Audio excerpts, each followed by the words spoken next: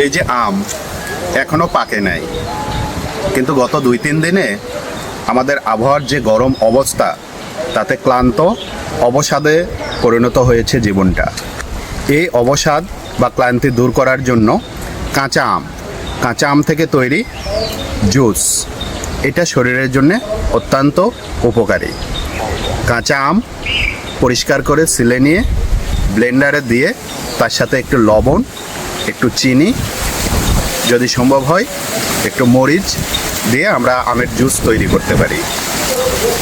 এই আমের জুস এই গরমে শরীরকে ঠান্ডা রাখবে, আপনার ক্লান্তি ভাব দূর করবে, আপনার অবসাদ কমিয়ে আনার জন্য এই জুস খুবই উপকারী ভূমিকা পালন করে। আমের জুস প্রচুর পরিমাণ ভিটামিন সি সমৃদ্ধ। এটা যখন আপনি খাবেন আপনার হজম শক্তিকে বৃদ্ধি করবে। আপনি অতিরিক্ত খাওয়ার ফলে যে চাপ অনুভব করবেন সেটা প্রশমন করবে। যকৃত লিভারের জন্য অত্যন্ত উপযোগী। সবচেয়ে বড় কথা হচ্ছে এই গরমে ঠান্ডা থাকতে, মনকে ভালো রাখতে আমের জুস নিয়মিত খাওয়া প্রয়োজন।